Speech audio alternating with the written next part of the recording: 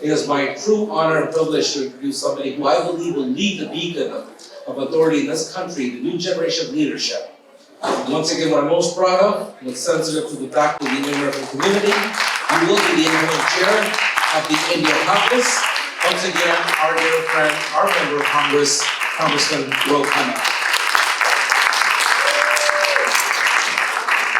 Thank you, Yogi. Thank you for your incredible leadership on so many issues, your friendship for many, many years, your work on the U.S.-India relationship with our ambassador nominee, Eric Garcetti, and all that you're doing for Fremont and for the country. Let's give Yogi a round of applause. And thank you to our visionary, Jeevan Zutse. Jeevan, how many years has it been? 20, 22? How many years has it been? 28 years. Imagine that, 28 years, a person who is so dedicated to bringing people together, to displaying the multiracial, multi-ethnic diversity that we have here in the Bay Area, is ahead of his times. You know, we need unity through diversity now has become the central mantra which we need in the nation and the world. And Jeevan, you've been doing this so well for so many years. Please stand up. Let's give Jeevan Zutse a real round of applause. Thank you. Thank you for your vision. And Ramesh and Vijaya, thank you for your work. Please stand. Thank you for all you're doing. I gotta say a few more recognitions. I see, Dr. Salwan and Mrs. Salwan, who've been such leaders of the community. Yogi's dad, Amit Krug, who's been such a leader. The first generation of Indian Americans who really built the community, and I appreciate that. I see our Vice Mayor, Raj Salwan, or Mayor Naveed. Good to see the terrific work that Raj is doing, and appreciate you, Raj. Appreciate everything. And I was, it'll show you my respect for Jeevan. I called him and I said, the president is coming to Philadelphia. I was in Philadelphia. And the president was speaking to us.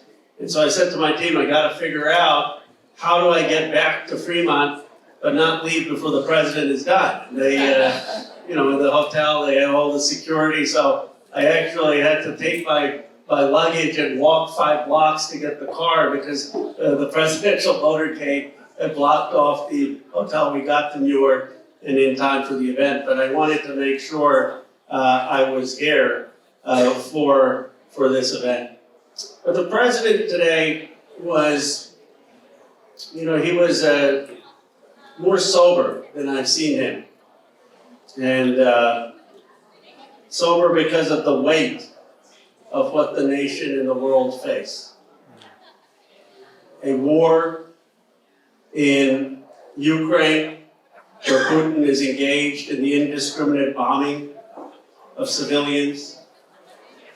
A situation in our country where 40% of people still believe in the big lie. The president was talking about how he was out on the motorcade and going to this community to try to seek unity through diversity. And a 9-year-old gave him the middle finger. There's a coarsening in our politics. The thing that you never would have thought, regardless of the party, regardless of the president, that you have that kind of hate, that kind of degradation of who we are as a people. And then a difficulty, even though the job creation has been so strong, a difficulty with prices. I mean, I'm sure all of you have seen it, the $5 gas, prices going up, inflation being a challenge, and the new variant still on the president's desk. I mean, talk about inheriting a difficult situation. So what then gives all of us hope? What can we be proud of to give us hope in such a challenging time. I think what we're doing here, in terms of coming together regardless of race, religion, coming together from all different parts of the community, represent what the best of America is, represents what we need to strive for in this nation and this world. That's why I salute what Jeevan is doing. Because if there ever were a time where we need to better understand each other as Americans, where we need to lower the temperature of our politics, where we need to have more empathy for people who are different than us, it is now. If there were ever a time that we need to speak clearly for human rights, for pluralism, against dictatorships, it is now. And if there ever were a time where we have to have more understanding for those who are struggling economically, who are having a tough time making payments, it is now. I remain very, very hopeful about this country, and I'll tell you why, and I'll end with that. You know, people keep saying, you see the rise of Trump, you see the rise of hate, you see this 9-year-old boy who's, giving the finger to the President of the United States. What gives us hope? And, at the same conference with the President, there was this 40-year-old Vietnamese American woman in Georgia, Bun Nguyen.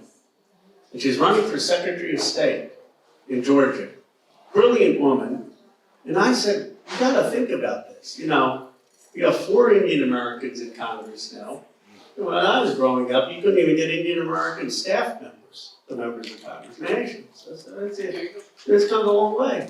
A Vietnamese American woman running to be Secretary of State in Georgia.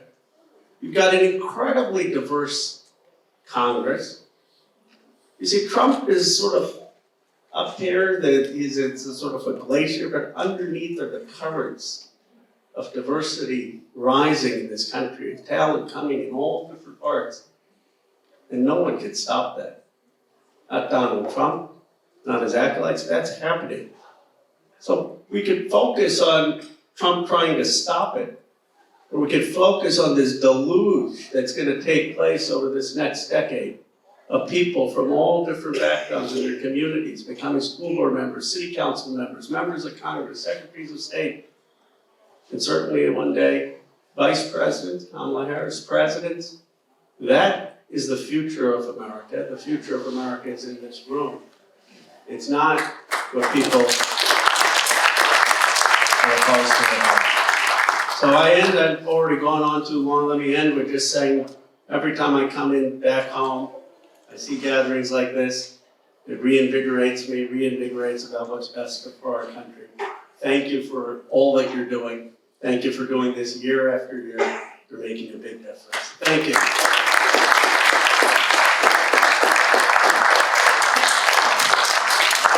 Thank you, Honorable Congressman Khanna.